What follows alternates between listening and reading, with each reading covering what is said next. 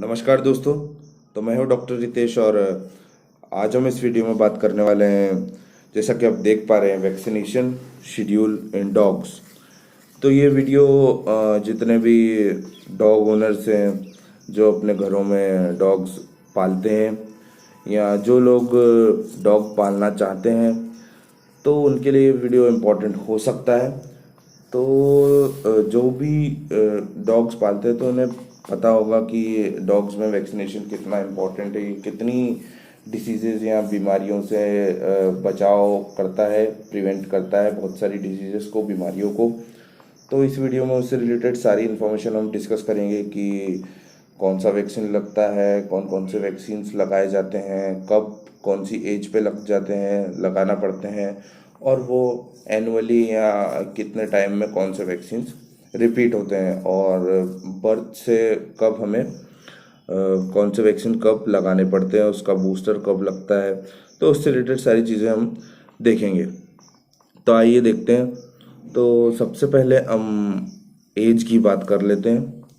As की बात करने से ये मतलब है कि अगर आपने कोई भी डॉग परचेस करा है या कोई भी स्ट्रीट डॉग को भी आप रेयर कर रहे हैं तो बहुत अच्छी बात है, ठीक है। तो अगर आप स्ट्रीट डॉग रेयर करते हैं तो ये भी बहुत बढ़िया है। ज़रूरी नहीं है कि आपको एक अच्छी ब्रीड ही लेना है, ठीक है। तो कोई सा भी डॉग हो तो उसका ये बात आप ध्यान रखिएगा कि इस वीडियो में हम स्पेसिफिकली डॉग के वैक्सीनेशन की ही बात करेंगे, ठीक है। तो सबसे पहले एज, तो सबसे पहले बर्थ बर्थ के बारे में बात करेंगे। तो कोई भी पपी का बर्थ होता है, मान लीजिए 1 तारीख को, ठीक है। अब वैक्सीन की बात करेंगे, वैक्सीन की। तो अगर मदर वैक्सीनेटेड है, अगर आपके पास हिस्ट्री है, आपने कहीं से डॉग परचेज करा है या कहीं से लिया है, तो आपके पास हिस्ट्री ज़रूर होगी, या कोई ब्रीडर के थ्रू लिया है अपना डॉग तो आपके पास हिस्ट्री होगी मदर की। तो अगर अगर मदर वैक्सीनेटेड है, इधर इज वैक्सीनेटेड, तो आप फर्स्ट डोज 45th डे पे लगा सकते हैं। अगर मदर वैक्सीनेटेड है तो फर्स्ट डोज आप लगा सकते हैं 45th डे पे, ठीक है। अगर मदर वैक्सीनेटेड नहीं है या आपके पास हिस्ट्री नहीं है मदर की, तो आप वो फर्स्ट डोज 30 डे या 30वें दिन पे भी लगवा सकते हैं। वैक्सीन लगवाने के लिए आप कोई भी वेटरनरी डॉक्टर से कांटेक्ट करें, संपर्क करें, ठीक है। तो एक ये बात हो गई कि बर्थ से आप अगर 45th डे पे, जनरली 45th डे पे भी लगवाते तो उससे कोई प्रॉब्लम नहीं होती है, ठीक है। तो फर्स्ट डोज आपने लगवाया 45th डे पे फॉर एग्जांपल, ठीक है। उसके बाद 45th डे पे फर्स्ट डोज लग गया। अब इसी का बूस्टर जो है, मतलब ये फर्स्ट डोज लग गया, अब इसी का सेकेंड डोज को बोलते हैं हम बूस्टर। सेम वैक्सीन जो लगता है उसको बोलते हैं बूस्टर। तो जो बूस्टर लगता है वो लग जाता है आपका 28 दिन पे, 28 दिन बाद, या 2 या 3 हफ्ते बाद भी लगा सकते हैं, कुछ कुछ लोग लगाते हैं, ठीक है। तो ये हो गई बूस्टर की बात। अब ये कौन से वैक्सीन लगते हैं, जो फर्स्ट डोज है हमने कौन से वैक्सीन का लगाया और बूस्टर है वो कौन से वैक्सीन का लगाया, उसके बारे में डिस्कस करेंगे। तो वैक्सीन के नाम क्या है, कौन से वैक्सीन है। वैसे तो वैक्सीन के अलग अलग ब्रांड अवेलेबल है मार्केट में, पर कुछ कुछ बारे में हम डिस्कस करेंगे।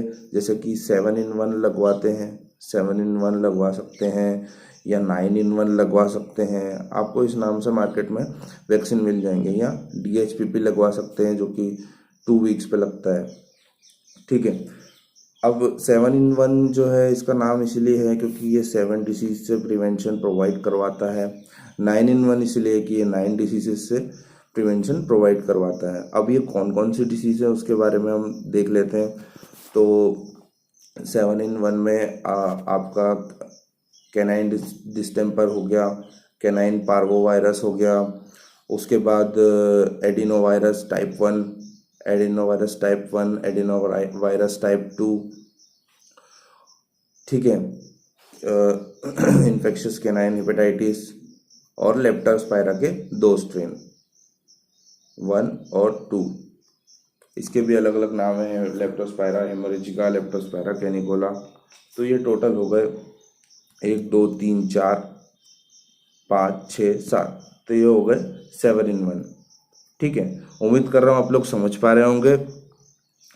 अब वैसे ही 9 in 1 वैक्सीन की बात करें हम, 9 in 1 की, तो उनमें भी ये सारी चीज़ें अवेलेबल रहती हैं, बस लेप्टोस्पायरा की 4 स्ट्रेन उसमें ऐड हो जाती है, तो वो हो जाता है 9 in 1। तो ये अंतर होता है 7 in 1 और 9 in 1 में। ठीक है, उसके बाद ये था जनरल वैक्सीनेशन। अब सबसे पहले अपने बर्थ पे 45th डे पे ये वैक्सीन लगवाया, उसके बाद बूस्टर लगवाया इसी चीज़ का। ठीक है, अब ये वैक्सीन जो है आपका एनुअली रिपीट होगा, साल में एक बार। ठीक है, साल में एक बार रिपीट होगा। जैसे कि मान लीजिए 1 तारीख को आपने मतलब फर्स्ट डोज लगवाया है, फिर 28 दिन बाद आपने बूस्टर लगवाया है, तो ये जो बूस्टर की तारीख थी वो थी मान लीजिए 16 जून 2022, 16 जून 2022। तो इसी का जो अब एनुअली जो वैक्सीनेशन होगा वो हर साल में होगा, तो 16 जून 2023 को आपको एनुअली रिपीट कराना पड़ेगा इसी चीज़ को। ठीक है, तो ये था एक जनरल वैक्सीन जो सभी लोग करवाते हैं। अगर नहीं करवाते तो बिल्कुल करवाना चाहिए, क्योंकि कैनाइन पारोवायरस जो है बहुत ज़्यादा यंग वंस में, यानी कि बच्चों में, पप्स में, पपीज़ में बहुत ज़्यादा फैलता है, बहुत जल्दी फैलता है, बहुत अलग अलग मीडियम से उसके कंटेमिनेशन होते हैं, फैलते हैं।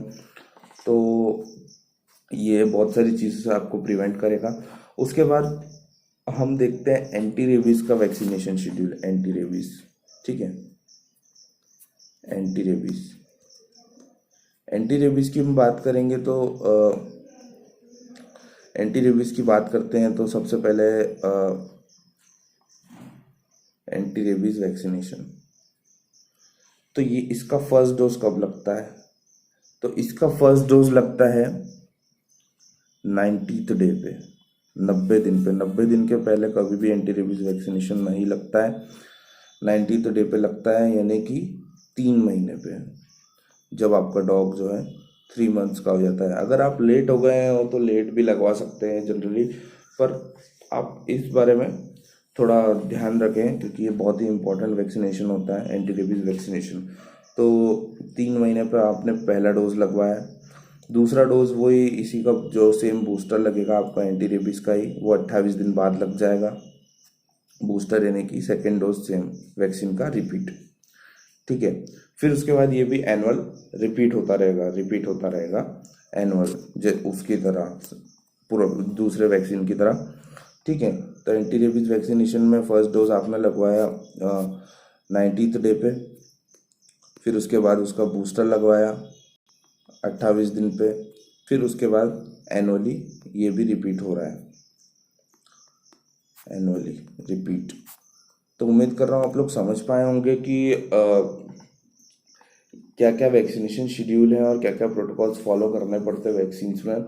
और इसके बारे में आपको और भी इंफॉर्मेशन चाहिए तो आप कोई भी वेटनरी डॉक्टर से कांटेक्ट कर सकते हैं, संपर्क कर सकते हैं।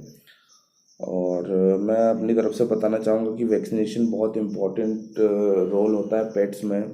अगर आप कोई भी पेट पाल रहे हैं, कोई भी जानवर पाल रहे हैं, तो उनकी हेल्थ के लिए बहुत ही इम्पोर्टेंट होता है। उनके आसपास की सराउंडिंग में जो रह रहे हैं, जो घर वाले हैं या कोई और है, तो उनके लिए भी वो सही है, क्योंकि किसी भी पेट्स को आप पालेंगे तो कहीं ना कहीं आप उसके कांटेक्ट में ज़रूर आएंगे। तो अगर वो हेल्दी रहेगा तो ही सराउंडिंग अच्छा रह पाएगा, नहीं तो नहीं रहेगा। ठीक है, तो इसीलिए आप वैक्सीनेशन प्रॉपर करवाइए और सही से अपने पेट्स की केयर करिए। तो ये सारी चीज़ें थी वैक्सीन के बारे में। जनरल वैक्सीन है। इसके अलावा हम कुछ वैक्सीन की बात करें तो एक कैनाइन कोरोना का भी वैक्सीन लगता है। कैनाइन कोरोना का वैक्सीन लगता है एक, ठीक है। और भी कुछ कुछ वैक्सीनेशंस हैं वो लगाए जाते हैं, पर एक जनरल वैक्सीनेशन जो मैं आपको वीडियो में पहले बता चुका हूँ, तो वो आप ज़रूर करवाइए। उसमें कोई भी आप ढील मत दीजिए। तो उम्मीद कर रहा हूँ आप समझ पाए होंगे सारी चीज़ें। इससे रिलेटेड अगर कोई भी डाउट हो तो आप बिल्कुल कमेंट बॉक्स में पूछ सकते हैं। कमेंट बॉक्स में पूछ सकते हैं। आपका कोई भी सजेशन हो तो आप कमेंट बॉक्स में बिल्कुल बता सकते हैं। और किसी भी टाइप से आपको वो संपर्क करना हो, कांटेक्ट करना हो तो बिल्कुल कर सकते हैं। वीडियो के डिस्क्रिप्शन में सारी कांटेक्ट डिटेल्स हैं। तो बहुत बहुत धन्यवाद। Thank you very much.